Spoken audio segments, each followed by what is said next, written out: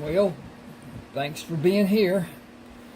This is a reading of my adaption to New Transitions. I wrote the book, started out with a line that was depicting an attack on an old man in a alleyway in Denver, Colorado. And I had a email and was asked about giving permission to have the book Mutual Transitions made into a film. And naturally I said yes. And we talked and talked and talked, and I have 31 ebooks. The first thing I'd like to do is give an offer to anyone who wants to read my books. I will allow a not free but not charged at the beginning, and the books sell at $6.99. Anyone who wants to read the first of my writings, of whatever book it is, send me an email. You can see my email address right there on the bottom, and tell me which book you want, a book or a part of a book, because several of mine are parts written in lesser word count. This book, as it stands, has 128,669 words, which is awfully close to twice the amount. Not awfully close, but close. Its normal book is around 80,000, so it's got an additional 48,000 or so to it. At any rate, those 30 books that are published on Smashwords, you can see them on Smashwords at Ronald Walker. You can see them at like this, Mutual Transitions, and start off and go through and find them, even read part of them with looking at the page and whatever. The thing about Smashwords is, if you buy from Smashwords, you have a membership that you join. All you do is give them your email address and your name, whatever, and that makes you a member. That gives you a page. That page has a library. Every book you buy on Smashwords, mine, anybody else's, it doesn't matter, goes to you as an email with an attachment. Then it is also placed in your library. Should you lose contact with that in any way, computer dies, whatever, all you have to do is go to Smashwords, smashwords.com, and go to your library and download it back to your email address, and you'll never lose it as long as Smashwords is in business. And they just sold portion, or they joined with Drafted Digital, D2D, which is less forgiving to me than what Smashwords is or was. It's really changed. A lot has changed. I have a website, and I'm paying an exorbitant amount of money to build the damn thing and have it, and I shouldn't have said that, but anyway, that's how it is. It has been a sinkhole. It's done very little for me as far as recouping any money. And but at any rate, tell me which book you want. I will send the book. You can either not pay and not have another contact as far as that goes for books, even to buy. Or send the money, the first charge will only be $3.99, and that will tell me that you're sincere about whatever and stuff. But at any rate, YouTube has added additional ads to what I normally put on manually. And so I understand how people are. I am the same as anybody else. I'm on the whatever, and a ad comes up. If I can skip it, I do it. Now, with that thought in mind, I make a little money, not a lot. If someone just lets the ad run, go and get a drink, do whatever, you can always move back with your cursor and whatever to find where you were, instead of be on the right side of the ad instead of the left with it coming up. At any rate, that will give me a little money. And but the thing about it is, they place them so close together. I don't like that, but that's just how it is. And they tell me that where I'm placing mine, and I can't discern where I should be placing them, will not garner any money, any whatever benefit. So I've stopped doing manuals, and have done manuals to a degree, and go on and take them off and leave what YouTube puts on. At any rate, do what you want to do, whatever. I'm going to start this. I added this portion to the book because the book starts off knowing nothing whatsoever.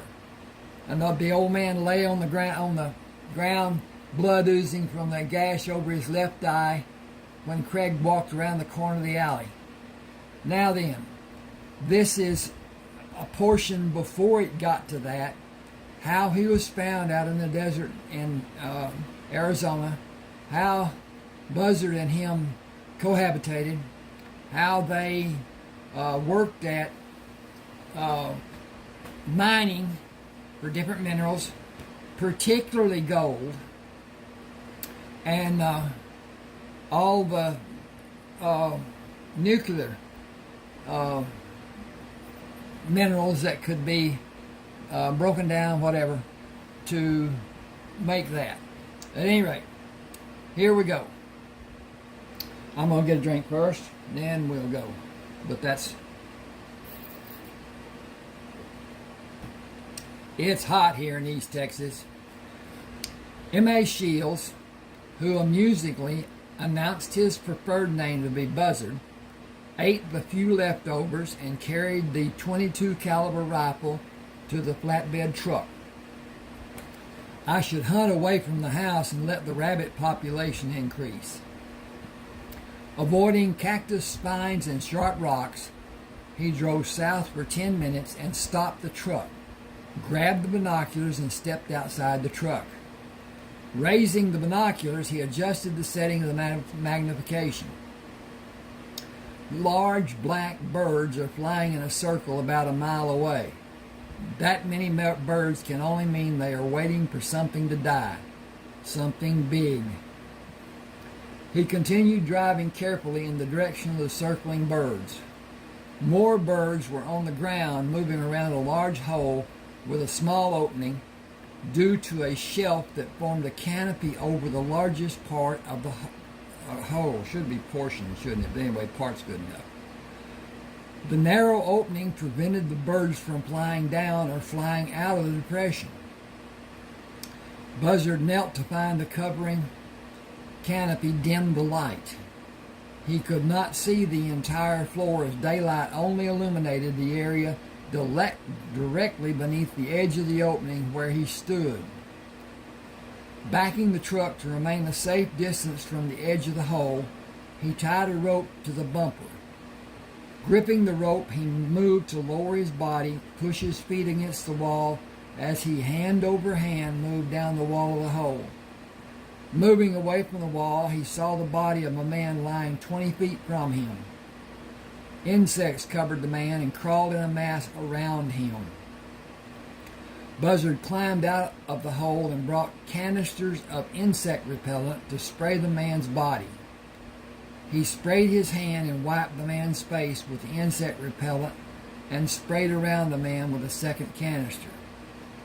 "Buddy, I can't get you out of here. I don't think you should be moved.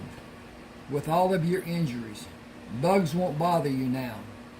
Military insect repellent is the strongest you can get. Your leg is broken. I can fix it with short boards and bandages."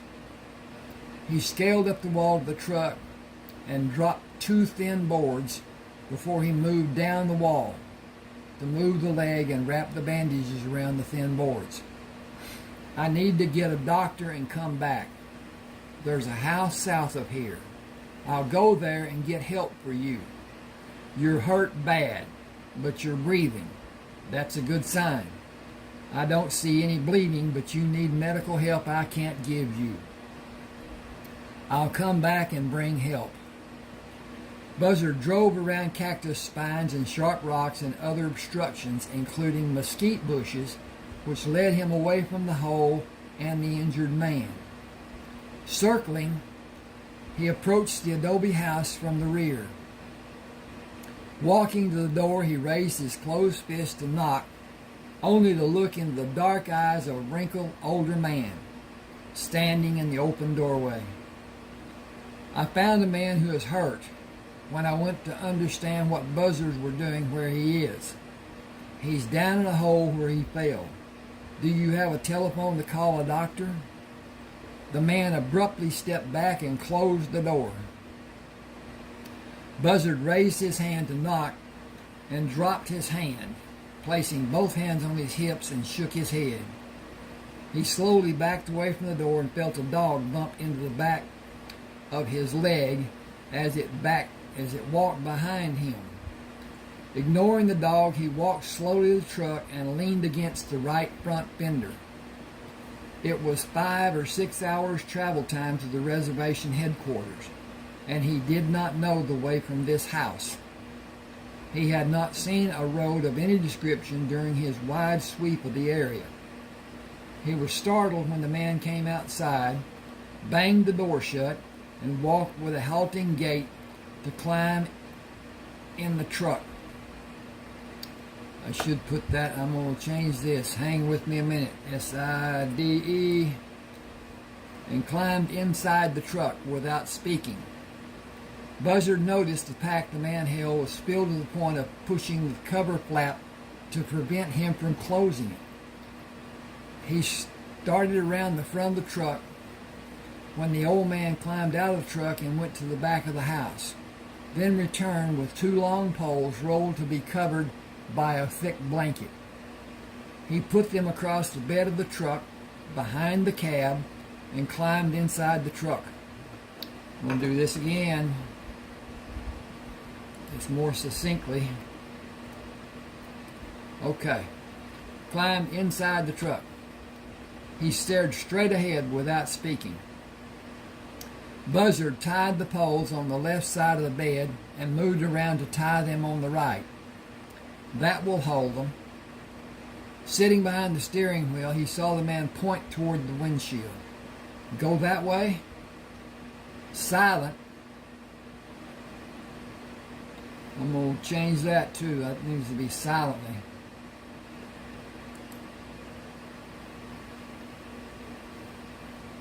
No, that's good enough. Silent. Silent, the man brought his finger to the same position. Will you tell me when I should be careful, or will you just indicate the direction we should travel? Again, the man brought his finger to the same position without speaking.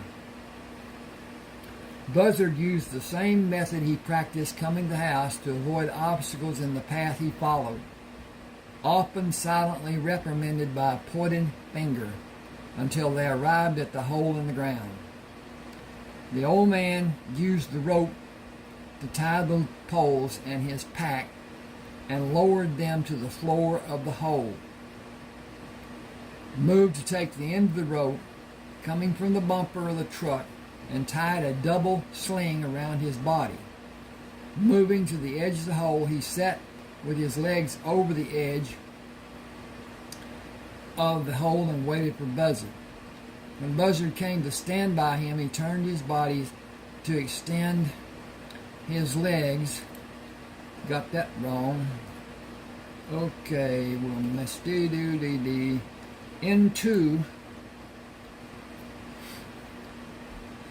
turned his body to extend his legs into the opening of the canopy and pointed down.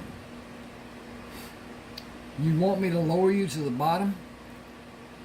The old man raised his arm with his finger pointed down and brought his arm down, pointing to the floor of the hole. 2 times Buzzard wrapped the rope around the round bumper of the truck and pulled to take the slack out of the rope. Playing out the rope, he moved to stand at the edge of the opening looking down at the man. I need to check on my progress. Oh, we looking good. Okay. Okay. Move to your left to align your body with the rope. I'll lower you, then I'll come down to help. The man's hand shot up into the air and waved violently. You want me to stay here? The man pointed down, moved his body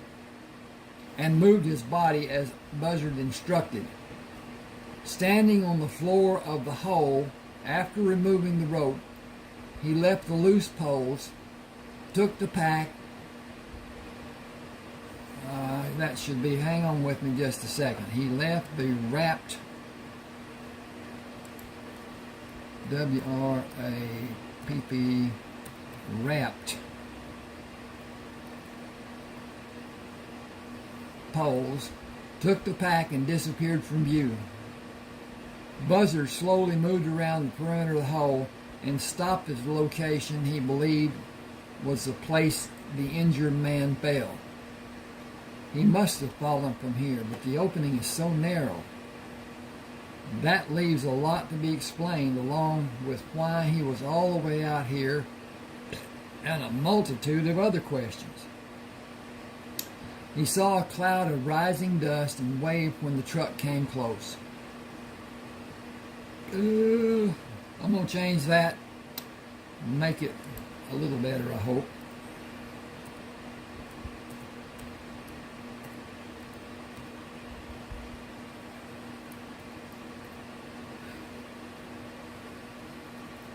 Alright, we got that done. See if this don't sound better. He saw a cloud of rising dust and waved when the truck approached. Dr. Anthony Iron Eagle drove around his position and stopped near the parked truck. I got here as fast as I could. Will you help me? I need to lower 2 bags and splints that I may need. My uncle said a man is injured, but he did not know the extent of his injuries. Buzzard said, I have not heard him speak, only emphatically sudden gestures. He does not speak English well, only a few words. Buzzard pulled one end of the rope up and then the other end. Your uncle tied a fireman carry around his body with the end of the rope and had me lower him. It is an old practice. We did it as children for entertainment. I will do the same. Have you looked for tracks to have an indication of what happened? It could be helpful if an investigation is done. I saw tracks, but I did not want to ruin the scene. I'm sure I can't read signs as well as some men. I was told you are extremely well adapted. It may help us if you will look. No one will come here to help, so disturbing the marks you may find will not be a travesty. The man may die if he doesn't have medical help he needs. He is not a member of our tribe. You are revered for the help you gave both tribes, or you would not be allowed to stay here. You are valued as a friend of the people. The 3 of us are the only help the man will have today. Buzzard lowered the doctor and moved around the edge of the hole to examine the tracks. Returning the truck, he stepped on the bumper and turned his body to sit on the bed of the truck. He judged the time by the movement of the sun to have elapsed 40 minutes when the doctor called him. "Will you pull my bags and me up? My uncle will tie both ends of the posts with the rope and direct us in lifting." My uncle will tie both ends of the post with the ends, and we're going to put that, I'm going to do this, with the ends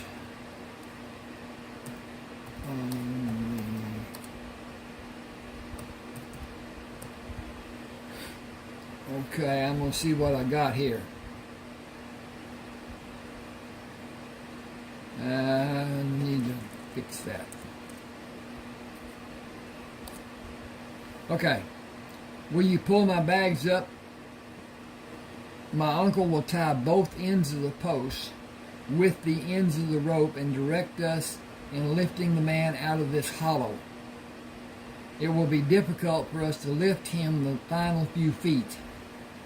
He is severely injured, and jarring by any degree may undo the work I was able to accomplish." Buzzard said, "I think I can pull him up and kneel, then put my arm under the poles and support them. Can you do that too?" "I may be able to, but not in this position. I can pull the rope with my left hand and push my right arm under the posts. I will not be able to manage if I stay in this position. Can you pull the rope with your right hand and extend your left arm under the poles to finish pulling the sling up? Switch places with me and we will haul away together. When we have him picked up, where do you want to put him?" "On this side of the bed of my truck, and then in the confinement of the carrier, when we can stand on the bed of the truck. The carrier will move to absorb shocks without harming him. We will take him to my uncle's house. We cannot move him once I have the body cast placed on him. He will be fed intravenously and be sedated for 2 to possibly..." I need to just do a little work here, okay? Be right with you. I hope. Get that over there. Get this over here. Delete that. Okay. He needs... Okay. He will be fed intravenously and be sedated for 2 to possibly 4 weeks. He needs surgeries I cannot do for him, but he will live without the surgeries. It is fortunate that you found him, but will he live? Without complications, he should. The outcome of the injuries such as he suffered are difficult to predict. If he does not develop an infection, he will probably live. I cannot predict what his mental capabilities may be or what his physical recuperation may be. His convalescence will require several months. That is an educated guess, as I cannot predict what will transpire. He may have diminished mental capacities, considering the many head injuries he suffered. He may not be able to walk properly or even do more than stand. I hope he is left-hand dominant. I will attempt to correct the damage to his fingers and bones of his right hand. He will have severely diminished use of it. Buzzard watched the doctor as they pulled the man up to the rim of the hole and finally stood up with the man held between them. I have his head. Can you walk sideways with me so neither of us is forced to walk backward? Yes, I can. This man has been sorely treated. He does not weigh what a normal man his size should weigh. Has he been starved? He suffered much more when he fell due to his emaciated condition. Heavy muscling and body fat might have cushioned his fall. He has neither. Yes, I believe he has been denied food and water for an extended period. A normal-sized man could not fit through the opening he fell through. The doctor struggled to lift the man and place him on the truck bed. Buzzard said, "Come around and let me rest his head and shoulders on the truck, and I'll help you get his feet on the bed." "Thank you. I'm very tired, and he needs much more to be done when we have him safely in my uncle's house." Okay, it doesn't like something here, so I'm going to see what it says. And it's not saying anything. Okay. Buzzard climbed up on the truck bed to help the doctor up. They raised the man into the carrier and moved down from the truck bed. Moving off the bed of the truck, the doctor said, "I removed the splints you placed on his leg because the breaks needed individual attention. I put splints on his lower and upper right arm and right leg. I can do nothing for his fingers except with surgery. Please help me bring my uncle from the pit and you can go. Can you handle the man by yourself? My uncle will help." "I can help if you need me." "I appreciate your offer. We will manage. Others are waiting for us at my uncle's house." Buzzard pulled the old man up with the rope supporting him and offered his hand to steady the man when he stepped up on solid ground. He simply ignored Buzzard's kindness. The doctor helped his uncle into the truck and drove toward the house without speaking. "They act like I didn't brush my teeth or take a bath this morning. I suppose it's a good thing I didn't break wind in front of them. The best part of their leaving is that I can go back to finding my next meal and work on detailed plans for the water transportation and holding." Buzzard spent 3 weeks exploring the surrounding area, cleaning the house, hunting, and having meals he enjoyed. "I must have had food I enjoyed after the hamburgers we had on the plane going to Seattle from Denver. Funny, I can't remember anything this tasty. We will go to Spain and mine gold when we come back and again have the same almost tasteless food. 5 rich men eating like prehistoric cavemen. Back to the drawings and water. Another treat, or should I say reward. I hope the man I found is recuperating more and more every day. I find it odd that I enjoy solitude. Yet I anticipate having time with Norbert, Sherman, and Anthony. They deserve better than they ever have on this reservation.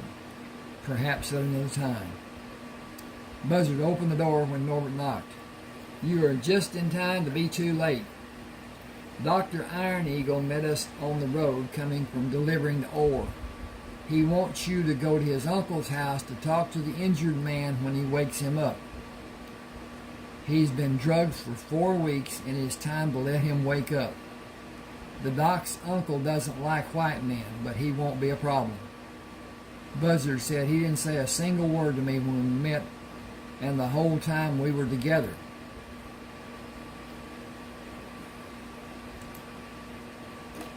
D-U-R-I-N-G. When we met and during... I messed that up. I got to fix that. During... Ba-da-da-da. Dink.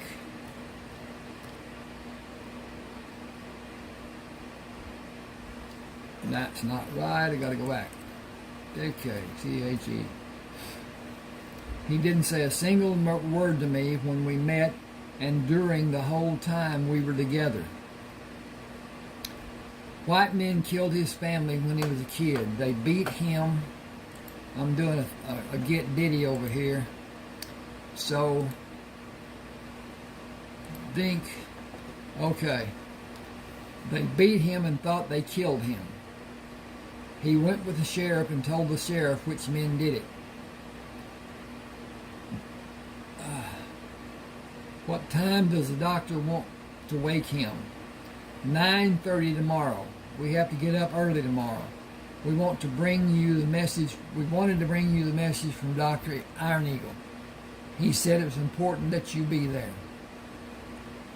He probably wants the man to see a friendly face when he comes to his senses. Norbert grinned. That can't be, or he wouldn't want you. Go home. We can't. We have to go to our workhouse. We can only go home Saturdays after we make the last delivery of the week and enjoy having Sunday off. See you later. I may not be here tomorrow. I don't know what the good doctor may want. Sherman smiled. He will want you to tend to the injured man because his uncle never will.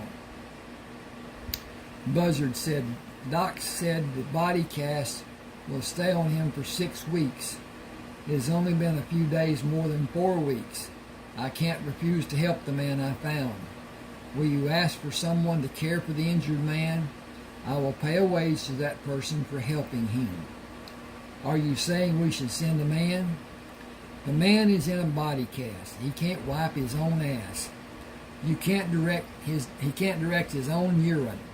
I don't believe we will want anyone to help, but he can't refuse. He can refuse to allow a woman. I would if I was faced with his predicament, but I would also weigh my chances and my choices. Can a man cook? Will he clean the house and wash clothes? Will he care for the patient every way the patient needs? I wonder, and I also strongly doubt. Dr. Iron Eagle's truck with the prominent carrier sat on the east side of the adobe house. Buzzard parked beside it and walked around to the front of the house. Dr.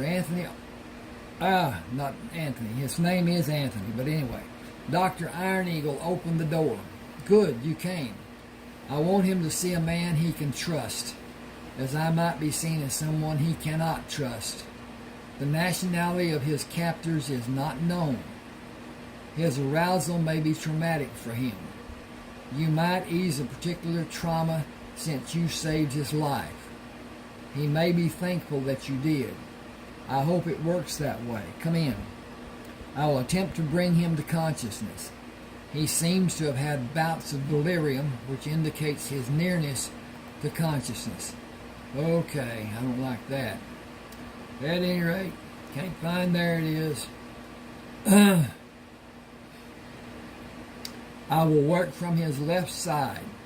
Will you stand on his right and talk to him and reassure him of his well-being and safety? You must be careful with his injured hand. It would be nice for him to hear his name. I know we don't know what it is. Perhaps he will tell me and I can use it in our conversation. Keeping him calm is my first priority. It's good that I shaved my beard off. Are you ready? I got the easy part. He can't blame me for anything. Do you have the ammonia nitrate? Dr. Iron Eagle laughed. Thanks for trying. You know what it really is. Gently take his arm in your hand and draw his attention to you with slight pressure. I'm going to fix this. Got to. Okay, comma. With SLIGHTPRESSURE. Okay, gently take his arm in your right hand and draw his attention to you with slight pressure. He broke a coated vial and passed it under the man's nose, then held it to allow the last trace of the vapor to be inhaled. When his eyes opened, Buzzard gently squeezed his lower arm. We're taking care of you. Relax and breathe deep. You've been drugged for a spell. Now it's time to start living again. Don't talk, just listen to me. I found you and you're better than you were. You need to trust and let your body heal. I will. Can you get me something to scratch my leg with? Okay, got to do that. Doc asked, where? I guess about 16 inches from the top edge of the plaster cast, on the top of my right leg. I will tap on the cast. Tell me when I'm over the affected area, when I tap with the reflex mallet. There, you hit it. Doc ran the saw above and below the area and sawed the sides, taking out a rectangular piece of the cast and cut away pieces of gauze with scissors. Did that relieve your discomfort? The man said, that has been bothering me since you brought me here. Do you know when you were brought here? After someone doused me with foul-smelling insect repellent. I want to thank him. I don't know when I came here. I have been in and out. I know 3 men helped me, but only 2 brought me here. I could not see their faces. I heard their voices. One spoke English. One did not speak a language I'm familiar with. One spoke to the man who cannot speak English and talked to the English-speaking man. He looked at Dr. Iron Eagle. You spoke 2 languages? I should have a question mark. And it shouldn't say that. It should say, did you? Now I can't find my cursor. There it was. Okay. Up, up, up, up, up, up. There. Okay. And that is going to be a question mark. And that's going to be a deleted comma or period. And then this is going to go back here. And that's there. And DID. YOU. He looked at Dr. Iron Eagle. Did you speak? He said, yeah, I got spoke.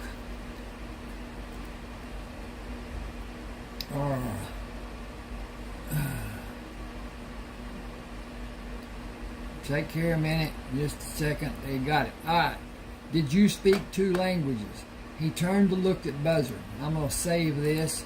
Click that there, click that there, click that there, and we're done. Okay. He turned to look at Buzzard. You spoke English. Ants were stinging me and bugs were biting. The pain was so strong I did not know where all of it originated. As I said, I was in and out.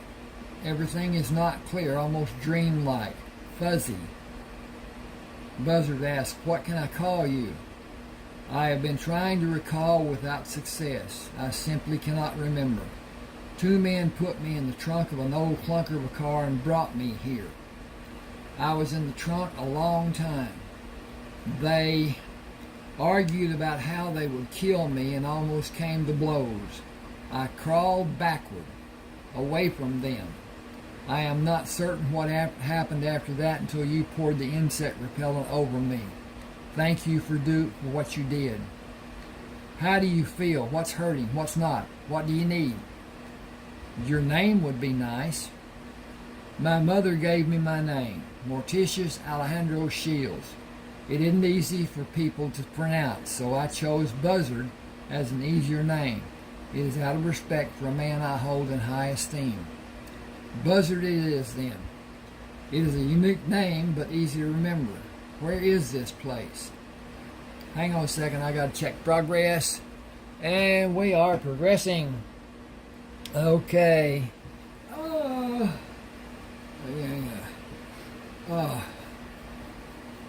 You are on a government reservation in northeastern Arizona.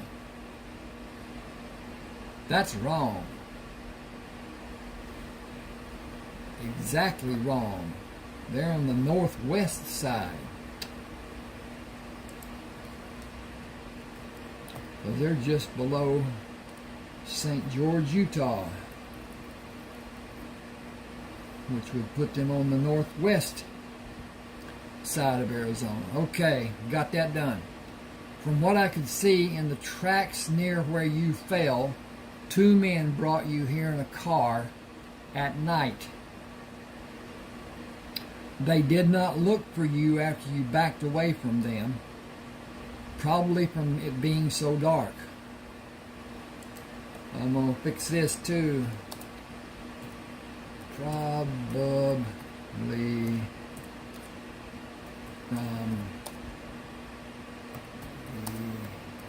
darkness. Okay. They floundered around for a period of time before they left. I followed the tracks to an asphalt road and lost contact with them. You were very lucky to be alive. Can I call you Lucky? Buzzard and Lucky. That is a unique pair of names. How long, I got the there here, how long will the cast need to stay on? Doc turned to face him. The full arm cast can be removed next week.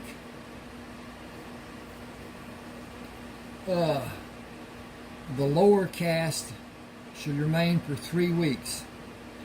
Your fingers and wrist are held in a form. I need to change this because that can't be a full cast. P-A-R-T-I-A-L.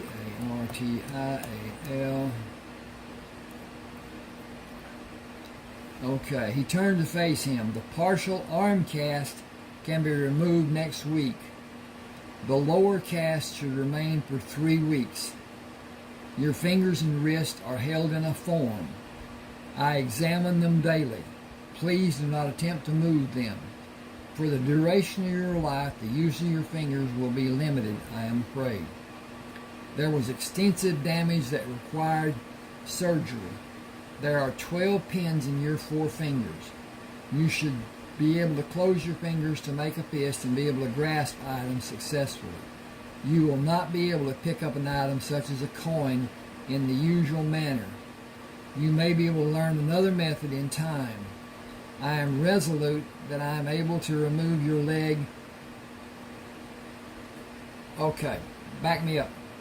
I am resolute that I was able to move your leg to the correct position for it to properly heal and place the bone back in the joint of your hip. What are you telling me? I cannot know until the restraints are removed. You and I will learn together. I am not an accomplished surgeon. I did the best I possibly could under the circumstances. It may not be enough for a satisfactory conclusion. I was not able to do surgery on your hip and leg. It was needed, but I do not have the facilities to be able to perform such delicate surgeries. Buzzard asked, where did you live before? I have racked my brain trying to remember anything about my past during my near lucid times. My memories seem to begin with 2 men that stayed outside a dark room I was locked in. Hang on just a second, please. I got a bit of personal. Okay. Just a minute, and I'll be right back. I've got to do something here personal.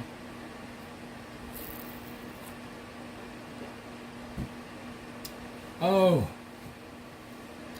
Okay, locked in. I have bits and pieces that I cannot put together. I think I remember things, but it's like I'm in a dream, and I can't move far enough or fast enough to catch up. I can't quite grasp what I think I remember or find words to complete the sentence. I cannot get the fogginess out of my head and pull out the pieces that makes the memory complete. I am not sure of anything before the memory of being in that small room and the time I spent locked in it with them in the house on the other side of the door. They were sadistic and tried to starve me. If I had the chance, I could shoot those men and kill them, but I could never do to them what they did to me. I remember being in that small room with no light and the door locked. The room was about 4 feet wide and 5 feet deep. The idiots talked without stopping. They were told to starve me and burn the house with me in it. That was what they talked about, over and over. They argued continually, bickering about everything, and they talked about how they were going to be rich after they were paid. What they did to me was sadistic and morbid, but I survived. My condition grew weaker every day, and I thought many times that I would die, but I survived. When someone goes for 2 or 3 days without food or water, their body begins to rebel. They get to a point of wanting to die. I was hallucinating, and those visions made me mentally unstable. When that happened to me, I changed. People talk about having strength and how they would be able to endure hardships and what they would allow and not allow. Put them where I was, and those thoughts will fly out the window, and their statements of what they will and will not, have and have not, will completely change. Until they face those atrocities, they can only imagine. Reality is harshly different. He paused and looked from the doctor to Buzzard. I ate a multitude of living lizards and everything that became available. I will be dead if not for doing it. Should I continue? Buzzard said, we don't have a lot to do. If you feel like talking, it may help your memory. The house was old and had shifted off its foundation. My room had a wooden floor that slanted severely toward the outside wall. When I stretched out to sleep, I had to put my feet in the back right corner with my body angled across the room because the floor slanted toward the back left corner. I relieved myself in that corner. They threw water under the door, attempting to wash away the stench I caused. It became my habit to lay on my stomach on the floor with my feet extended to the back wall, praying they would throw any amount of water on the floor again. I made a dam across the room with my shirt to absorb the water and squeezed it into my mouth after I got all the fresh water I could manage. I did not make a sound to alert them that I was drinking the water. One of the men threw water and attempted to electrocute me using an electrical charge from 2 bare wires he dropped into the pool. I had the shirt ready to catch the water and I got shocked in my hands, but I was able to release my grip and the water did not come past the shirt. He was the one who was shocked. I could hear him dancing around the water trying to get away from the electrical charge. He could not stop to bend down to move the wires because every time his feet came into the water, he got shocked and his partner refused to help him. It helped my resolve to live because after it happened, I would picture him hopping from one foot to the other, being jolted by the electricity with each move he made. Even after all the time I spent in that tiny room, I can close my eyes and see it as clearly as if I'm seeing it happen now. It was part of what kept me going when I was close to giving up. He was dancing in the electrified water, and I had the water to drink later. It was one of my best days in that tiny dark room. He paused. By my calculation, I was there more than 2 months. By logic and not relying on memory. I may have been there longer, but I cannot remember. Need to change that. Hang with me just a second, if you're here. I am going on faith that people will enjoy my reading. I understand the length of progress, patience a person may have. I enjoyed writing this.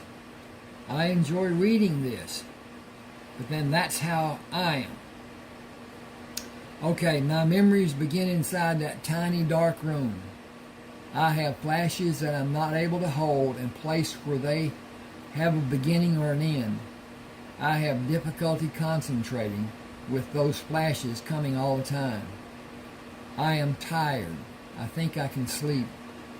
Buzzard said, I'll be close by. Holler if you need something. Doc turned to leave the room. I'll make a plate for you if you want to eat. He is better than I thought he might be. Thank you for coming. Can you come again tomorrow? I'll do my best. I'll get your food. Please watch to see how he reacts when he gains consciousness. He was not apprehensive or agitated earlier, but that may not hold true.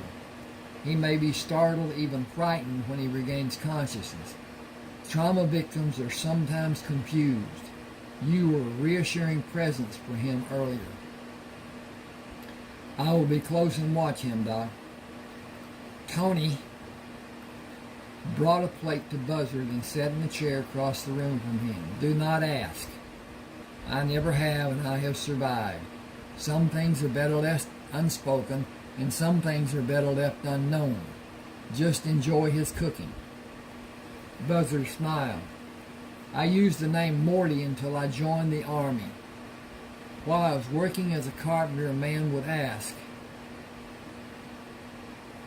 "Where is that buzzard?"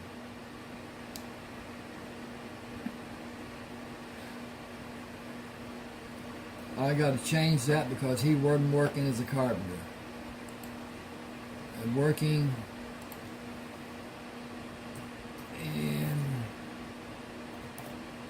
okay, back that up. That's the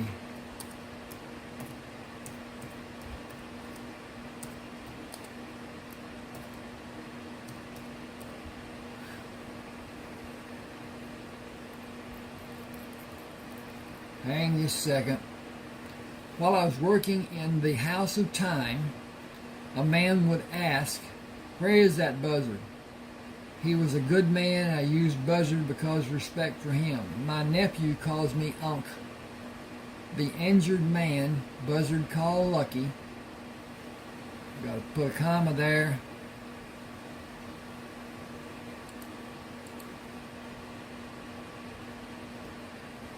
The injured man, buzzard called Lucky, asked, "What will you call me?"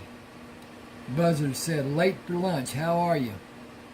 "Hungry and thirsty. I think I own a ship. I think I own a fleet of ships." Tony said, "We have not had a report of a missing shipping magnate. It is so real. I wonder why it can seem so real. It is not dreamlike." Tony said, "You need soft food, but only a small amount over an extended period of time. You can eat all you want, but in small portions, and you should limit the amount of liquid intake for several days. Sips, not full drinks. Understood?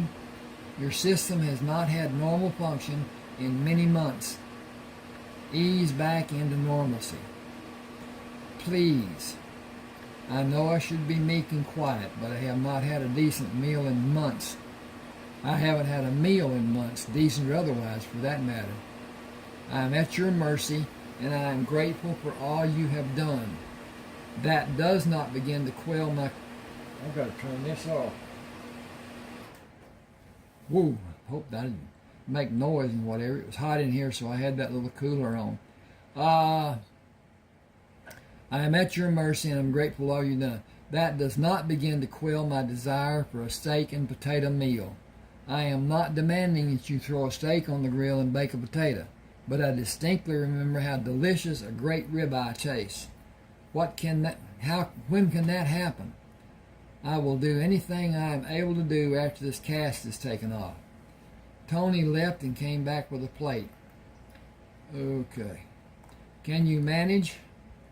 Just put it anywhere. I will do whatever I can. How bad is my left hand? You will have limited use of it until you develop talents you may never master. I may never be able to use my left hand. Sorry about this. This is wrong. This should be right.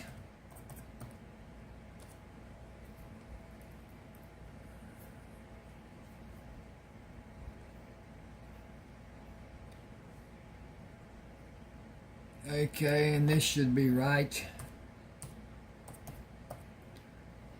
because of things being what they are. Tony said, "I'll get a drink for you. Will iced tea suit your taste?" Love it. Now, how did I know that? That is a mystery science has never been able to explain. You may know what you like and dislike in many tidbits of knowledge and have no knowledge of what your memories were before your tragic loss. The triggering point of traumatic amnesia.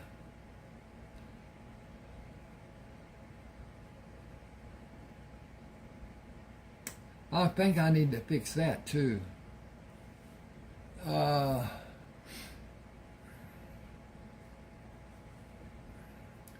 Is that what I have? Traumatic amnesia? Your trauma began inside a cramped, dark room. Your collected memories begin inside that cramped, dark room. It is reasonable to assume you were made to be unconscious by force. That reckoning of your predicament and the result may be the cause. It may be such a terrible realization that you will not allow yourself to remember. You said the 2 men were paid to kill you. Who might have employed them? I think that will be your first key to remembering. It may never happen, but you are alive, contrary to the desire of some unknown person or persons. Those 2 men were too stupid to tie their own shoes properly. They put me in a room that was so dilapidated even small rabbits and snakes came inside and saved me from starving. A man can do terrible things when he is hungry. I did. I would again. Both of you would. I lived in that room because I outwitted those 2 men. I lived to be brought here because Morticius Alejandro Shields cared enough to find me and help. I lived after I was brought here because Anthony Iron Eagle wanted to be a doctor and help people. If I was a rich man, I would divide my holdings with both of you, but I do not have the price of a small stake. What else can I say? I do not have the slightest inkling about what will happen to me even in the next few minutes. I cannot say what I will be able to do when the cast comes off. I may or may not be able to stand, and walking within several weeks is probably not possible. My future looks rather bleak. Buzzard said you are responsible. Buzzard said, you are my responsibility and I'll take care of you until you want to leave. That's my word and my bond. What, are you rich? I have investments. I am not worried about money. I have no idea if I ever be able to repay you. Just do what you are able to do for now. You can worry about what might be when I run out of money. Tears came to the man's eyes. I will pay you back someday, some way. Eat a few bites and wait to eat more. That's your first job today, not talking about paying back. Your second job is talking to Tony and me about anything you want to talk about. As I see it, the only way you can progress will be an improvement from where you are now. Each day will be an improvement, because each day you may not remember anything more, but you will exercise your facilities, and like a well-exercised muscle, strength will come and you will have improved. I think that's all that's important for you. Charlie Luck. I think about how lucky you are, and I thought about the most common name I could imagine, and Charlie came to my mind. Because I don't know a better name, and you can pick one of your own choosing at any time. I'll call you Charlie Luck with your permission. Just Charlie most of the time. When you can get around, we'll move to my house on the other side of this reservation. He put a small bit of food in his mouth and savored the taste before he swallowed. Then another. That is heavenly. How much can I eat? If you have no feeling of nausea, continue as you're doing. Your system will indicate what it will allow. He smiled at Buzzard. If you can go through life being called Buzzard, I can tolerate being called Charlie. I will not hurry eating, and I will talk as you ask. I am anticipating having these casts taken off. Can the time be cut short? If you will not move, the upper part of the body cast can be removed next week. The arm cast can be removed the following week. Your leg will need to be held immobile 2 additional weeks and removed after the arm cast. You will not suffer damage after 2 more weeks. The mending of the bones will be complete, but strengthening will continue. Should that have a comma? The bending of the bones will be complete. Yes. Comma. Okay. I advise you to give more time for the process and allow your body to regenerate. You will not walk without assistance for a period of time that you may not desire to tolerate. I have no means to make any prediction of how long. You should be tolerant. I hope that is a warning to you of the frustration you will face. You think it will be time for me to put my game face on? Faces, not face. It will test your patience and your resolve. I anticipate a lengthy process and heightened frustration. Okay, that's a division. I need to check on what's going on and what's not and what's ever and there. I hope you enjoy this. Please subscribe to my channel, hit that like button. It helps a lot. It's an algorithm finding proposition. Everything that's put on my page, the algorithm reads it. Now, as far as AI goes, this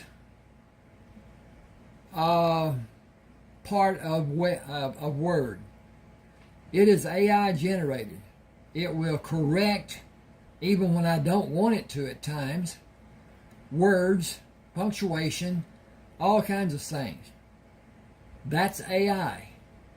In time, most of the jobs that people are doing now, that are sitting at a desk and blah, blah, blah, not manual labor, will be AI. There will come a time in the distant future, possibly, Elon Musk feels that in his time, his essence will be downloaded into a robot brain, and his essence will live, AI functioning. And if you've seen the movie I, Robot, it's going to be real. There will be robots of different... There are now robots. There are vacuum cleaners that will clean your house with you just turning them on. They go to where they bump into something, they move around it, they go blah, blah, blah. That's AI. This computer, your computer, it's AI. Artificial intelligence. And it's something that we will probably never... I'm not going to see it in my lifetime. I'm too old. But things will be what they are. Not anything we can do about it. Okay.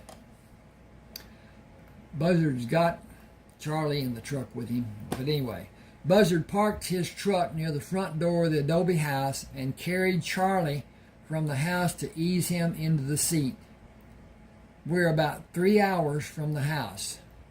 It is not yet 8 o'clock, and the sun isn't high in the morning sky. We should be at the house before it gets unbearably hot. Drink plenty of water, eat the meat cakes I brought. You fleshed up pretty well and gained a good bit of weight this last month, but you have a long way to go. I have been eating normal meals, but you know some of those meals were not easily eaten. I have a remedy for that. Good tasting foods start with rabbit and greens for our noon meal and vegetables for dinner. How does that sound to you? I will know more about that when I know how you cook the rabbit. You cannot do anything to harm the vegetables. Buzzard grinned. Can you cook? I can, but I'd rather eat and not wash dishes. The guest has to wash dishes. Then I will cook and you can wash dishes. Neither of us will cook or wash dishes for 2 months. Rosita Northcross will keep the house and do the cooking. I built a bed for her in one of the empty rooms. She's going to visit her sister in Los Angeles in 4 weeks, and we will be on our own, but we will both cook and wash dishes. Community property rights. Agree? Agreed. I fashioned an exercise room for us. You should try to take your time and ease into doing your progression in baby steps in the beginning with small weights. You need to judge what you can do, but building your strength is not going to happen immediately, and you can't let it frustrate you. Charlie said, I almost died. I am stronger than I was, I think. I fear that will forever be my frustration, not being able to remember the things that come to my mind in shadows and blurs. I think it is important to concentrate on the present and expand your knowledge. Let the past stay as dormant as it is, without attempting to bring back old memories. I think in time you will have parts come to you. I hope they will all be good memories. Charlie said, I have considered my present circumstances for a month. I am penniless. What am I going to do? You cannot continue taking care of me, and I have no expectation of anything miraculously jumping into my pockets. That will not be a problem for a long time. We will find and mine gold. The gold we find will not be enough to divide with either of the tribes wherever we find it. It will be ours. The leaders of both tribes have instructed me to keep the gold and never tell a soul if I found a single sliver. Everyone knows it is here, but if they find even a little, it must be given to the tribe and be divided, leaving the finder a few cents. The deposits are not large. We may take the better part of a year to have a few $100s. We will be paid for finding other kinds of ore. I get a percentage of the ore being taken to the railhead, and the trucks being used are mine, giving me a daily rental fee and maintenance on the trucks. It isn't a large amount, but it keeps money in my stash. I can afford to go somewhere when I need to and if I need to. I can't afford to fart if it has a charge. Transient circumstances, I assure you. Transition after transition will bring success. Buzzard stopped the truck near the door of the house. I'm going to have you swing your legs over the edge of the seat and pick you up to take you into the house and deposit you in a comfortable chair. Tony wants you to stay off your feet for another week. Rosita just opened the door. She will bring you anything you need. She is being paid a daily wage, and I bought her train tickets to Los Angeles and for the return trip sometime in the future. She may never use it, and she can have a refund if she wants. I hate to be a bother. Do you want me to fire Rosita? No, that would be stupid and cruel. Then be a bother. You know, sometimes you tend to be really hard-lined in your thinking. Buzzard smiled. I'd rather be hard-lined than hard to get along with. I have not witnessed that in you yet. Swing your legs out and practice being a bother. Rosita pushed the screen door out. The house is clean and lunch is ready. The rabbit and greens were delicious. Buzzard said, This is Charlie, Rosita. He doesn't want to be a bother for you. He will not be. Why would you think that? I am here to help in any way I may be needed. Mr. Shields has been very kind and generous. Charlie said, I'm not able to walk for a week. I have no inkling that I can successfully walk after that week. How is that a problem? The obvious fact is I am completely dependent on someone helping me like I am a helpless baby. My circumstance is demanding. Rosita said, I have 4 weeks before I go to see my sister. I have faith you will be able to take care of yourself before I leave. I sincerely hope it will happen. Buzzard said, It will happen. You are too strong-willed to allow it not to happen. Do you want to go with me to see the water transfer systems tomorrow morning? And the crops in the fields? Those too. It must seem like a miracle to the people. Rosita said, It is a miracle. The desert is growing food. It is a miracle. The water cools the fields and helps the crops grow and not burn up like a small garden did so many times.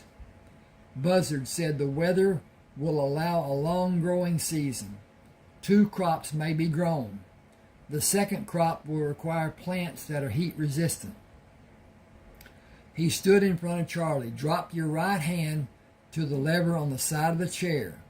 Can you raise your legs and pull up on the lever? Gently. Okay.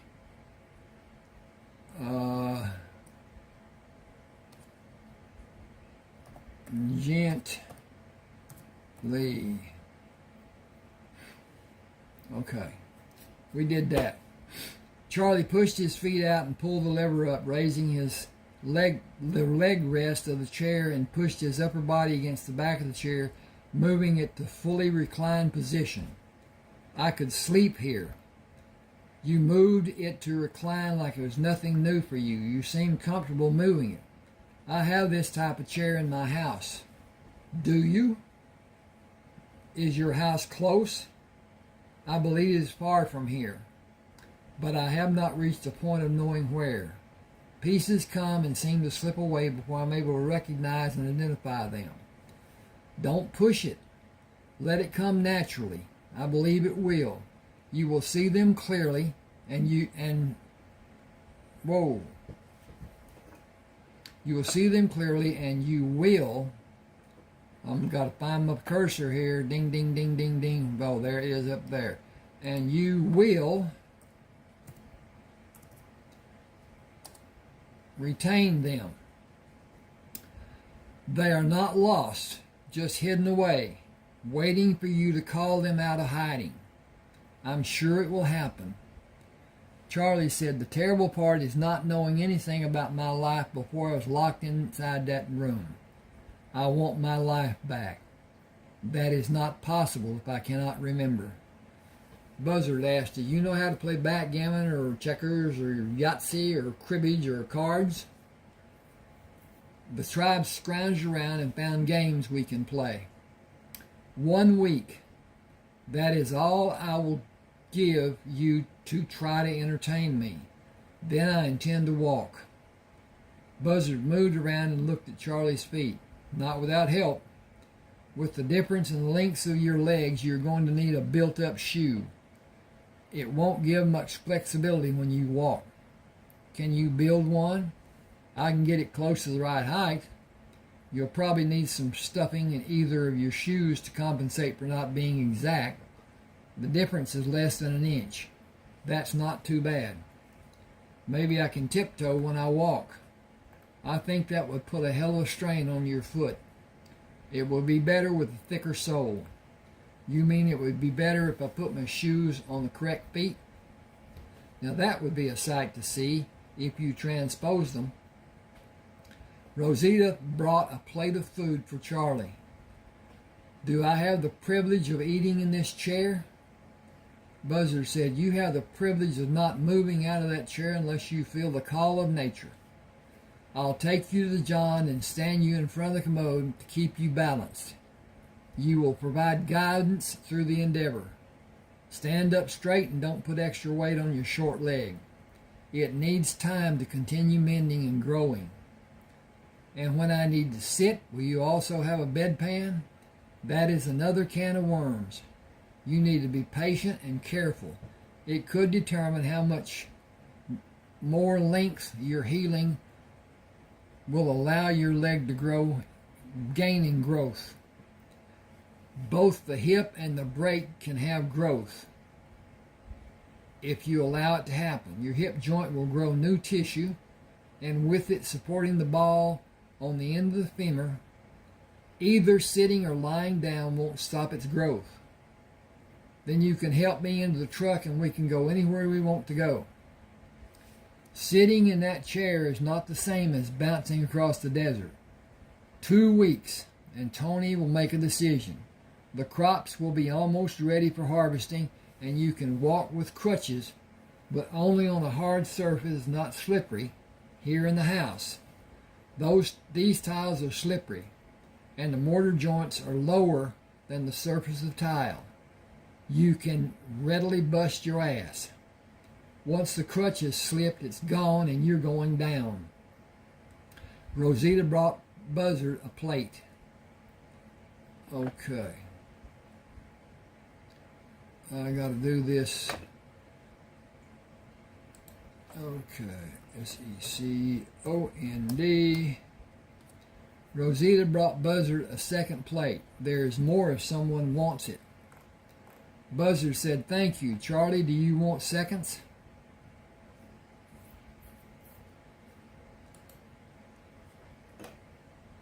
I got to back this up.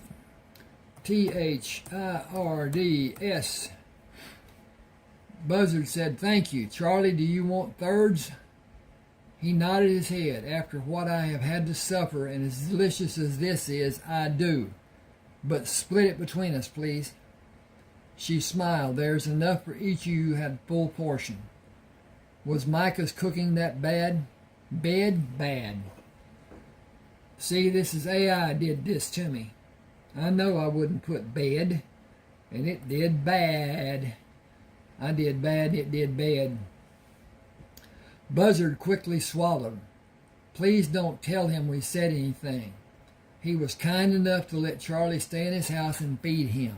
It sometimes didn't have a distinct taste. At other times it had an unpleasant taste."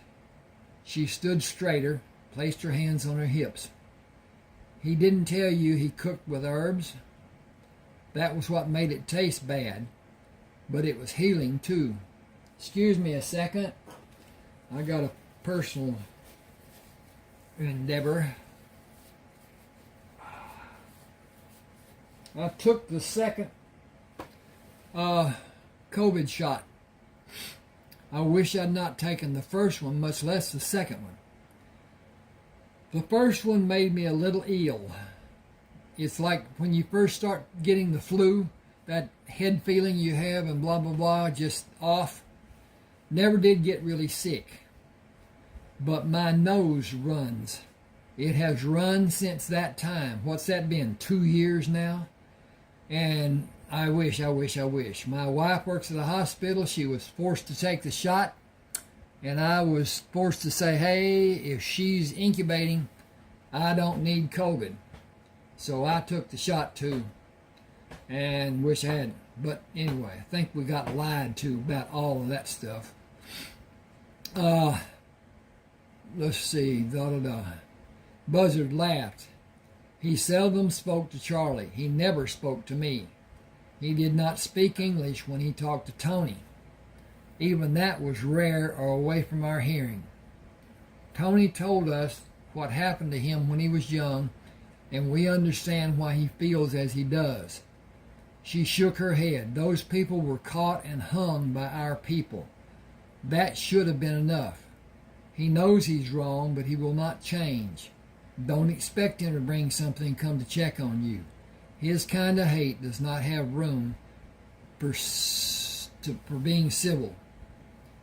He helped me. He did that because the tribe wouldn't like it if he didn't. He did it out of concern for his own benefit, not to help you. He let you stay in his house for the same reason. He let Mr. Shields come to his house because he helped the tribes, and they would blame him and turn their back any time they met him if he had refused you. He is a hateful man. Charlie asked, would he hate all spotted dogs if a spotted dog bit him? He probably would. It's just the way he is. Buzzard said, we will not go anywhere we can... Whoa! I got a knot in there. It shouldn't be there. Buzzard said, we will not go anywhere. Man, I don't know why I want to do not, but I do. Buzzard said, we will go anywhere we can on both of the reservations. Are there other people we should be made aware of? The same will be true for everyone. No one will refuse you if you need something. The reservations don't belong to us. We can't say who or cannot go anywhere, especially you. Everyone knows you were in the Army and you helped us by doing the surveys and buying the trucks for us to take the ore to Flagstaff. Give me your plates and I'll bring your food to you. Buzzard planned his time away from Charlie to be less than 3 hours, hoping to be in the house when Charlie needed him. Hunting and checking on the farms usually required less than 2 hours for each to be done. Working to extract gold from the cave was next on his list to do. Hang on just a second. We got a division here. I want to see where we are. And okay, that's looking good. Boy, I like that cover. The 3 planes over the mutual transitions. Love it, love it, love it, love it. I did that. I built that. I built all of my covers. But now, Some of them are just playing. Anyway, Buzzard pulled a magnet out of his pants pocket. I want to see if you can tell fool's gold from real gold. I hope this will be a learning experience for you. Charlie laughed. You want to see if I will make a fool of myself? Why should I play along with you? What will I gain? When I found this cave, I was certain I found a fortune. I couldn't tell anyone about finding it and have someone help to distinguish the real gold from fool's gold. Fool's gold is more lustrous than real gold, and it has properties of iron. The magnet will be pulled to fool's gold, but not to real gold. You will find both in this cave. I was fooled. Will you be? Give me the magnet and I will not be. Buzzard said, you may have diminished past recall, but your cognitive facilities are still functioning. Take the magnet. Let me go in first and wait for me to call you. I want to be able to leave the cave quickly should I have the need to. I fully understand and appreciate your apprehension. Bum, bum, bum, bum, bum. Buzzard searched the cave and called Charlie. Look at this and understand it is fool's gold. Iron pyrite. It has little monetary value. The strychnine, which is sometimes associated with it, has more value. Moving deeper into the cave, he pointed toward the wall, slightly above their heads. That is precious gold. This vein below it is gold mixed in quartz. We will take out the lower ore and have an easier time getting the pure gold. The mixed gold and quartz has to be separated using a chemical separation process. I have no interest in doing anything that time-consuming until later. I believe we will be busy without doing that. I will be here if we have time and want to do it later. The other cave is near the house. Buzzard drove the truck to the house and carried the shortened sawhorse to the door. Come try this to see if it is a good fit.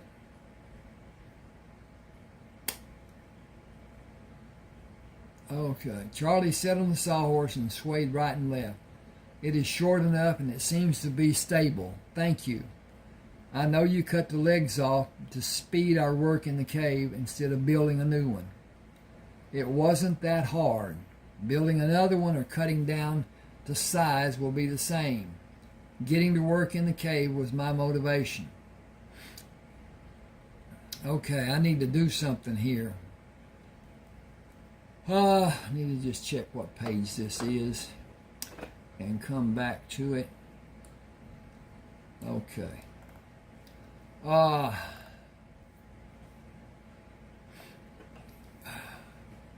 Okay. Getting to work in the cave was my motivation. For me or for you? I can go anytime. Naturally, I did it for you, but that means it was for me too. We're a team. Excuse me a second.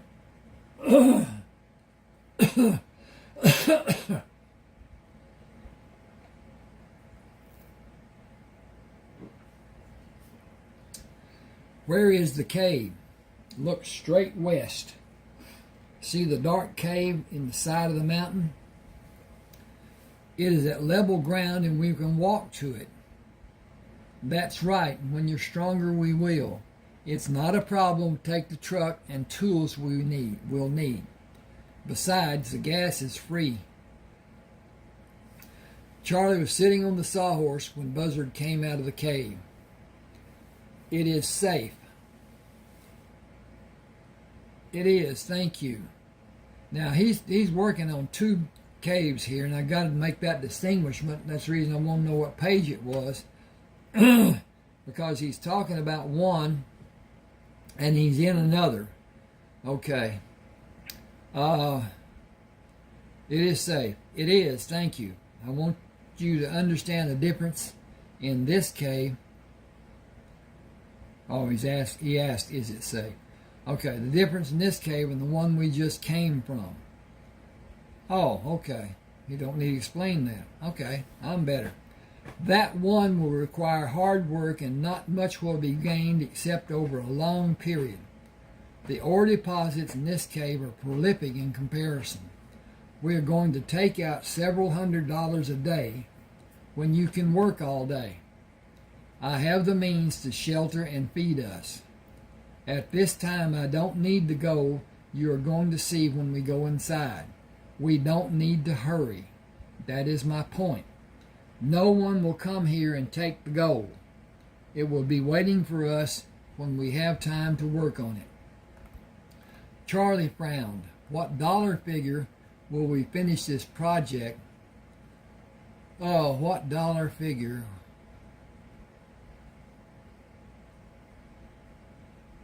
What dollar figure will we finish this project, and how will we... Nah.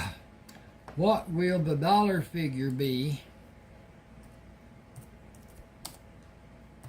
The dollar figure be when What will the dollar figure be when we finish this project, and how will we handle exchanging the gold? Bank deposits? I can only estimate by employing the width and height of the deposit of pure gold. Substantial might be appropriate without a definitive conclusion. I feel the need for you to understand how you might leave this area when you have the desire. Do you expect some need for me to have such a plan? Only caution. I may be able to drive the truck. The horses will be your means of transportation. One to ride and one to carry the things you will leave with. Placing the saddle and pack securely on the horses will require knowledge and practice. Perfect practice will lead to your success. You should have both mastered before we take the gold to the bank for cash in our hands and substantial checking accounts. Gold coins are not as easily destroyed as common dollar bills. Got a break. I'm going to look at my stuff here since it's what it is. Okay. With the gold in the north wall of the cave diminishing, Charlie began a daily routine of walking outside the cave as a relief from working inside, and walked near the house in the evening. His stamina gradually grew, and his adaptation to the shortness of his leg improved. He established a daily exercise of going inside the barn to feed and curry the horses before bedtime. Buzzard startled him when the hinges of the large door ground together. I need to grease those hinges. It's getting late, so I came to check on you. Have you decided you can ride? Did you pick a favorite horse? Charlie stroked down the back of the horse with the brush. This is Hiram.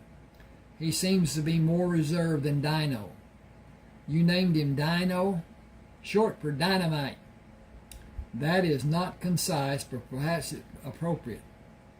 If I need a horse to ride and a horse to carry a pack, Hiram will be my mount and Dino will carry the packs. Okay, why has that got that there? I don't know. I need to do this. Dink, dink, dink, dink. There was 3 spaces there. I don't know why that was there. My presence stopped your adventures. No, your presence diversified my adventures and added to my life. I regret the way you came into my life, but not that you did. But, shut up. That's not yours to expand. Fully understood. Good. Do you know how to prepare a pack animal rigging? Not even a solitary clue. Are you finished with Hiram? I can be if you have something important to show me. Buzzard moved to hold the front horn of the pack saddle.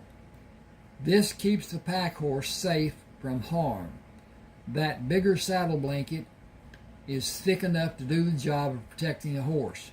All of the rigging is designed to hold the saddle in place and also protect the horse. With the rigging placed properly, the load will not be allowed to shift in the front or back or move either side. Placing it and tightening takes as much practice as loading the packs.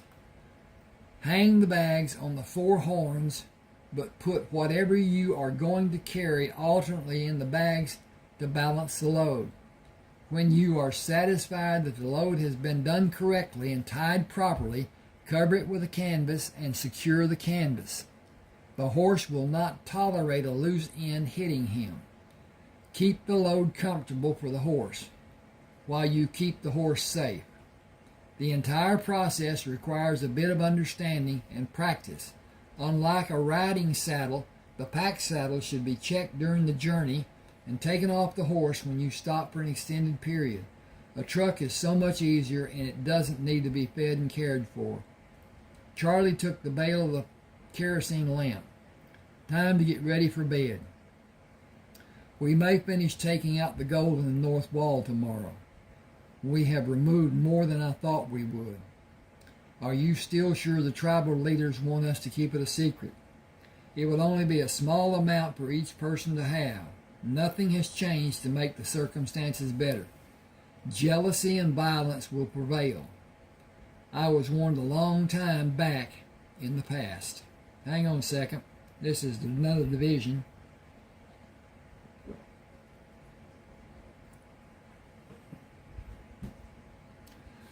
Walking to the mine the next morning, Buzzard said, "This is beautiful country."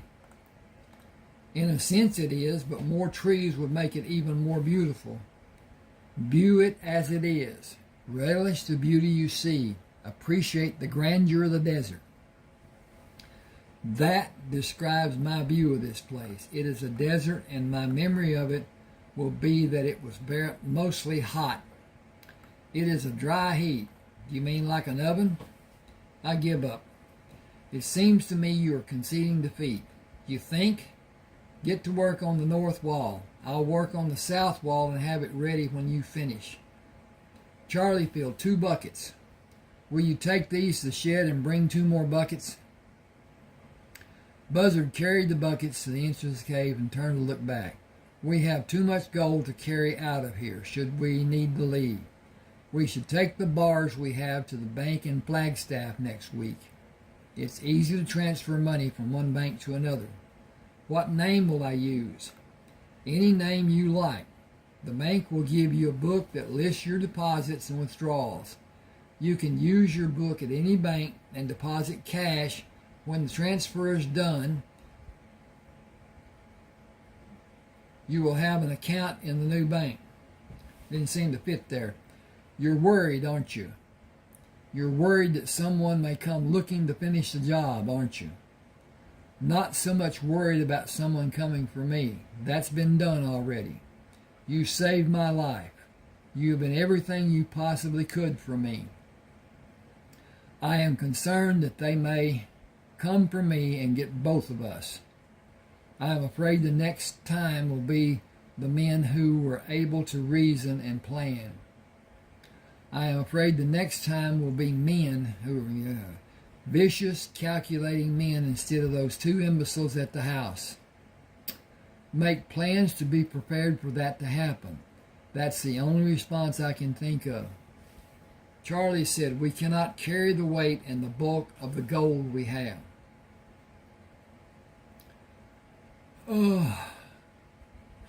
No, we should convert it. But we can't take a trip with a large amount of money and have it taken from us.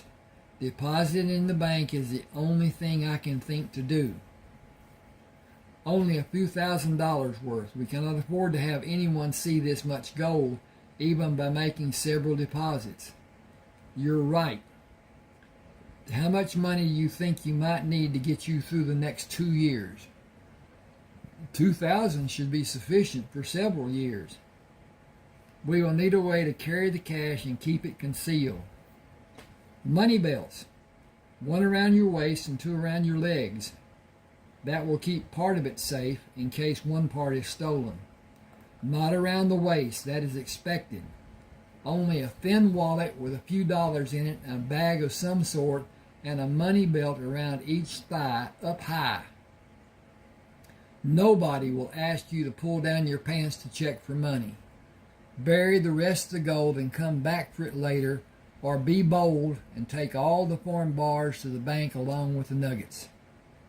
Charlie smiled. An excellent plan, cunning and devious. I will start sewing the money belts tonight. We should go to the bank tomorrow early. We will act nonchalant and be of no interest for anyone.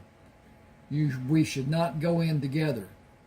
We can each make deposits and mention to the bank worker that we have an accumulation of many years of work. Buzzard shoveled loose quartz toward the rear of the cave. 9 pounds is $3,000. It will be easy for us to carry, and we can take the large bars and keep the small bars and round pieces in a pouch. Ask the banker to be discreet and keep your business private. Charlie asked, should we exchange part of the gold for cash? I think $50 would be wise. $50 each time we make a deposit shouldn't cause too much interest. Make 5 deposits of $3,000 and bury the rest. I think that is a bad idea. We do not know what may happen here. We might not be able to come back, and the gold might be lost forever. Very true. We should make deposits of at least 6,000. We can carry 18 pounds, and the pouch will withstand that weight, and I think we should go in together for safety.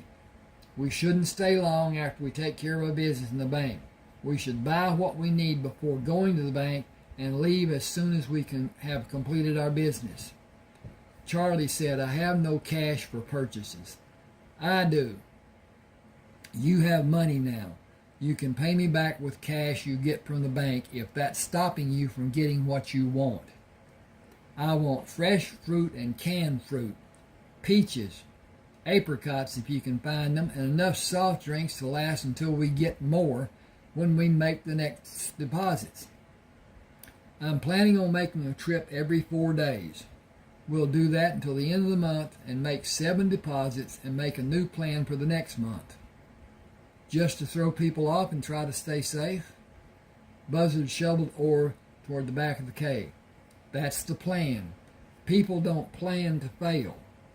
They fail to plan.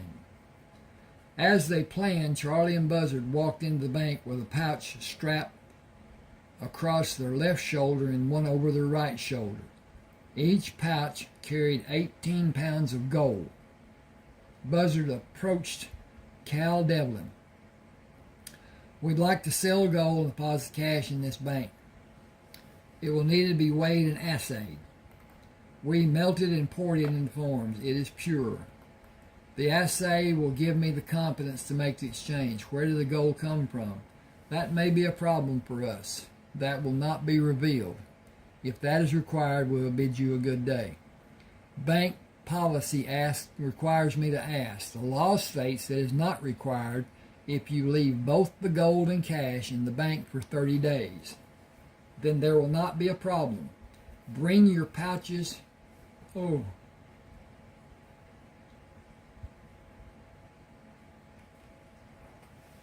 Okay. I misread again. Then there will not be a problem. Bring our pouches back after the weight determines the dollar value and give us the deposit books. We will ask for complete discretion on the part of the bank. Certainly, discretion will always be exercised. Your banking business is not a public record, and indiscretions have always been prosecuted. Our employees are aware of the eventualities. I will have Jared Brooks take your photographs. Your photograph and signature will be the forms of identification you will be required to submit for withdrawal. Charlie asked, will banks in other cities honor our withdrawal requests?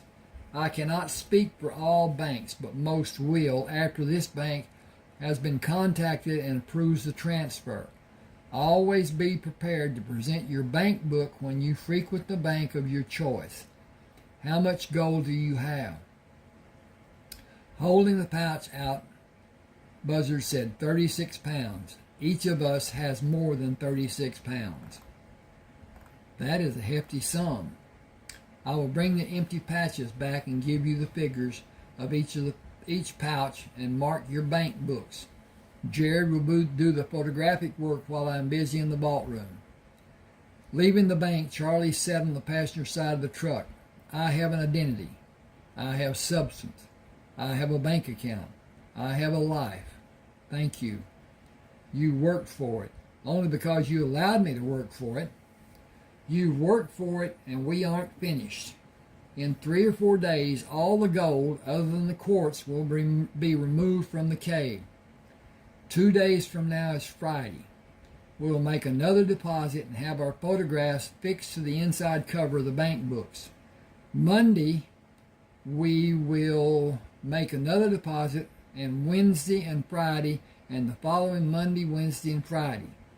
We will melt and pour more gold between the days we come to Flagstaff to make deposits. That's not days we go. I hate this thing. Okay.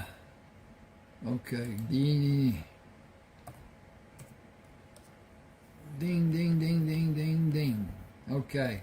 We got that. They would go to Flagstaff to make deposits. It should be done in bars to be sold and deposited in rounds that we can carry in one of our pouches.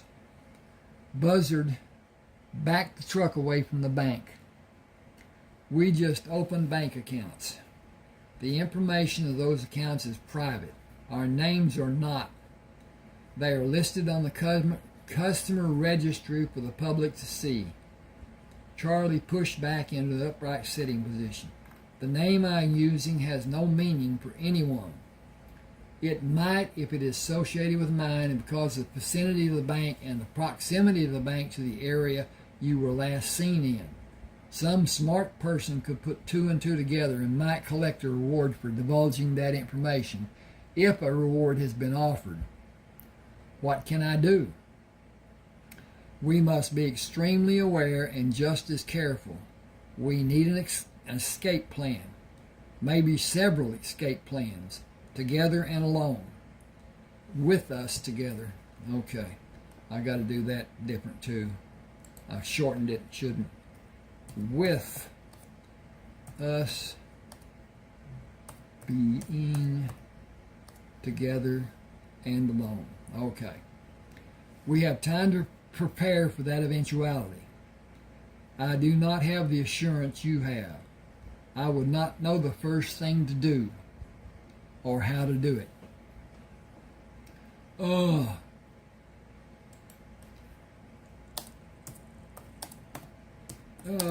To do what may be needed. I do not know the first thing to do or how to do what may be needed. You do. Saddle Hiram first. Be prepared to jump in the saddle and ride for your life. Prepare Dino for the packs, load and leave. Getting free is most important. Coming back will never be an option. Go away from the problem. Go to St. George to collect all your cash and sell the horses. Buy a train ticket in another name and use initials and your last name. Go away from the trouble. Don't stop in a small town. The more people around you, the better it will be. I think that needs to be, the more people around you, the better it will be. Okay. Think of your safety first. It is better that we don't know where each of us will go. It can't be forced from us if we don't know. Remember, they are going to kill you. They were going to kill you. I think that will be the purpose if you were ever located. Charlie said, I believe you're correct. The 2 idiots who held me prisoner in the house were supposed to kill me and make it look like an accident. I calculated that my body was supposed to be found for proof of my death. I wonder if my death is more desired now. Gold will be calling us first thing after breakfast tomorrow. More gold to be deposited into our bank accounts. Charlie stood at the bank entrance. We can't get the truck into the cave far enough to load it. We need to load a wheelbarrow and piled the ore near the entrance of the cave. Charlie held the shovel up. I have used this so long, I got to do something here. This needs to have a division, and that is the problem with being dink, dink, dink, dink, dink, dink, and then dink, dink, dink, dink, dink, dink, dink, and then we go up here to home, and we look at the size of the font, and we go to 16, and then we go to center the page, and we're finished there. Okay, that's a division between when they were talking and now that they're going into the cave. And I need to save it so that it is not going to be lost. Charlie stood at the cave entrance. Da, da, da, da, da. Charlie held the shovel up. I have used this so long the blade is worn until it's almost gone. I need a new square shovel, unless you allow me to load only a quarter of what you load. I will get one from the shed. I didn't see one when I got the wheelbarrow. You may need to get one from the barn. Will you keep yourself balanced and bring two back? Bring two back? That will be a pleasure. I will be back before you can say whatever the longest phrase you may know with two shovels, left and right. You get to choose which you favor. Buzzard stood at the entrance for a short time and loaded the wheelbarrow. When he pulled up on the handles to dump the ore, the anchor from the wheel axle broke on the right side. Pushing the wheelbarrow farther, he dumped the load and turned his back to the entrance, then pulled the wheelbarrow to the shed. He turned a spare wheelbarrow to push it out of the shed, then stopped to get a drink from his backpack on the shelf. As he raised his arms to bring the backpack down, an explosion from inside the cave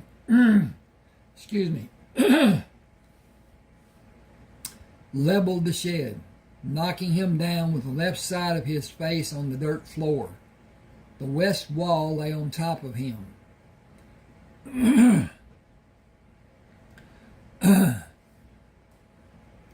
Without pressing. Okay, I got to get dee. Well, there it is.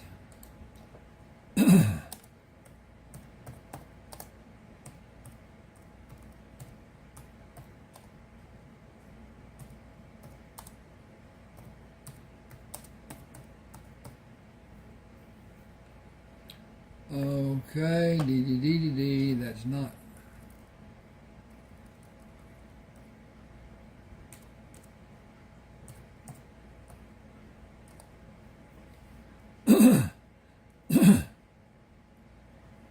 The west wall lay on top of him without pressing on his head. Charlie haltingly moved to look at the scene from outside the barn door. A dark cloud of smoke rose out of the cave and decreased to a light-colored tendril before he could see the pile of rubble inside the cave. Buzzard is gone. Nobody could have lived through that. It even knocked the shed flat. I have to get away from here. First load Dino, then load saddle Hiram, and get what I need from the house. Go away from the danger. That was what we planned to do when something like this happened. Less than 30 minutes later, he rode northeast to keep his presence unknown from someone who might be watching, with the barn sheltering him from their view. He continued until he was sure he could not be seen by anyone near the cave and turned Hiram in the direction he felt would take him to St. George, Utah. He would not push the horses and take whatever time the journey required. He was safely away from the danger, and he had everything he needed except Buzzard. He lost his only friend and his only guidance to help him navigate in the world he was so unsure of. He stopped and attempted to ease his heart rate. I am not at ease, Hiram. You may need to find your own way until I am able to think intelligently. I have never been so frightened. but I am regaining my composure. We are going to St. George in Utah, as Buzzard told me to do. Charlie rode until the sun was nearing the horizon. He stopped several times to allow the horses, hey, back up here a minute, I'm going to get a drink.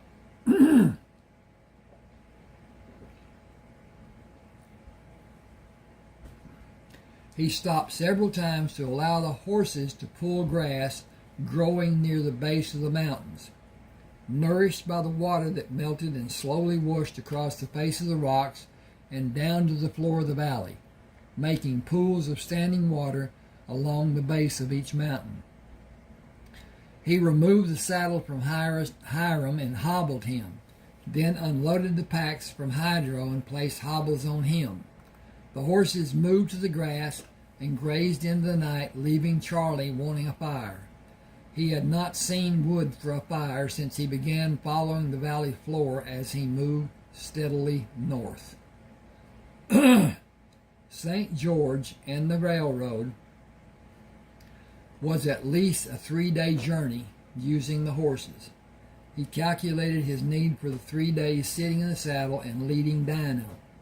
It was necessary, but he sensed a dread of the harrowing trip to be done. He was not comfortable sitting in a saddle all day, and he was fearful about the outcome of what he needed to do to travel to St. George. Someone might be following.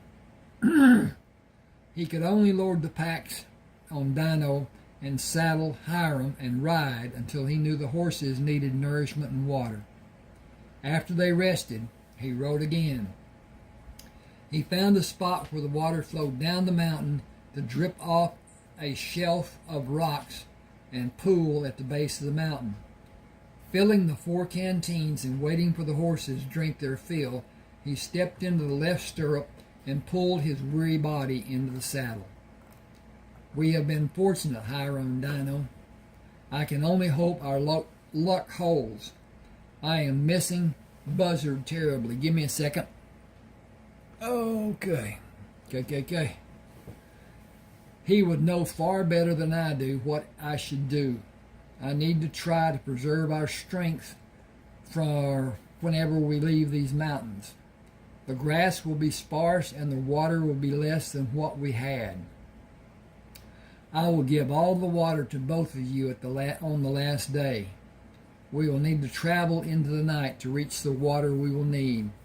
The moon is coming into the full phase and we will be able to easily see the path we need to follow. I hope the night air will be cool. It will lessen our thirst and hopefully give us hope for a successful journey.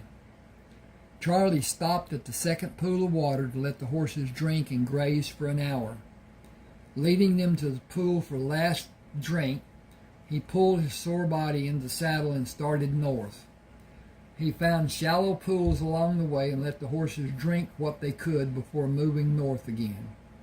The sun sank behind the mountains and night came. He pushed the horses to continue in the bright moonlight. We need to travel as far as possible tonight. The mountains will turn gradually to be more to the west, but still mainly following a northerly direction. When we come to a place they will turn west, we must leave them and go back into the desert. That will be later tonight.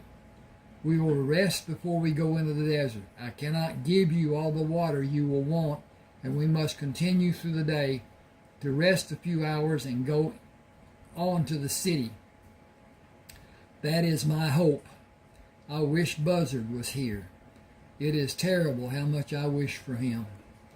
Moving through the day, Charlie stopped at intervals to pour water into his hat and give sips of water to the horses until he drank the last drops that emptied the last canteen. It was the only water he had during the day. It was not satisfying, but he judged it to be sufficient. The horses did not hold their heads as high as they usually did. They were not searching the horizon for an escape from their labor as usual. They were near defeat, and they would not continue long if all hope was seemingly lost to them. The sight of a light far away brought their heads up, and Charlie was forced to hold them to stop an impulsive run toward the light. I promised both of you we would live to see St. George. I hope it is the city lights we are seeing. We need it to be. But if it is a city or only a house, we should be able to find water. Charlie rode into St. George and stopped at the light in front of the stable. Can I get water for me and the horses? Did you run out? Unfortunately. You can use the watering trough for the horses. Fill your canteen from the pump. What do you want done with the horses? Will you buy them? They are solidly built and bred from good stock. I see they are. $10 for the two. $25 and $20 for the two rigs. They have been recently shod, and they have always been well fed and cared for. I will give you $40 and you can leave your possibles here. They'll be safe. Charlie pulled one pouch over his head to rest on his left shoulder and pulled the second strap over his head to rest on his right shoulder. I'll come back in a few minutes. Is the leather shop open? It should be. Mel lives above the shop. You can knock on the door and get his attention. He'll be glad you did if you buy anything. I need 2 suitcases. He'll have what you want. When will the train come here? The train to Grand Junction stops about 10 in the morning if you're going east. The train going west will be here a little after 2 this afternoon. It is hardly ever on time. Almost always. Okay. This starts mutual transitions. And this is how I wrote it without the excerpt that I've just read. The old man lay on the ground, blood oozing from the gash over his left eye. His assailant stood posed to strike again when Craig stopped at the corner of the alley. Hey, what's going on here? He started down the alley, then stopped when the third man stepped out of the shadows. This ain't none of your business, the man slurred. I just made it my business. Chief Baldwin and the mayor are just up the street. Should I call them or should I take a more personal interest? Only a coward would harm an older man. The way I see it, you are both low-life cowards. Get out of here, the man yelled at Craig, whose only reply was to remove his coat and hat and place them on the lid of a garbage can. The sound of steps echoing the alley alerted him to the approaching man. Turning, he ducked under a roundhouse blow. He saw the other man kick the old man in the side and heard a gasp of pain. Craig Greyson prepared himself for such an occasion through times of sparring with Jim Ellis and the mental conditioning Wong Chin taught him. He was in excellent physical condition and relished the single blow he struck. It was a semi-uppercut delivered slightly to the left of the man's sternum. It was only meant to stop the attack and give Craig time to concentrate his attention and efforts on the remaining assailant. Craig knew if it struck with all the force he could put into the blow, it could have been fatal for the man, who slumped into him as if dead. Craig stepped to his right, allowing the man to fall on the bricks of the alley and stepped toward the second man. A glint of steel came from the man's right hand as moonlight reflected from a knife. Craig sneered, "You're a bigger coward than I thought you were." Attempting to divert the man's attention and entice him to leave the man who was down, he offered himself as a new target. "Well, come on then. I'll take that knife away from you and make you eat it." Okay, that's how Craig found Charlie Luck. And this goes on. It is a good story. It would make a great film. And may. But that's another thing. Please subscribe to my channel. You can read more as far as mutual transitions goes on YouTube or a book or whatever. Anyway, thank you for being with me. Okay, this thing's giving me a problem, but that's just the way it is. Thank you, thank you, thank you. Okay. 59:24. Okay.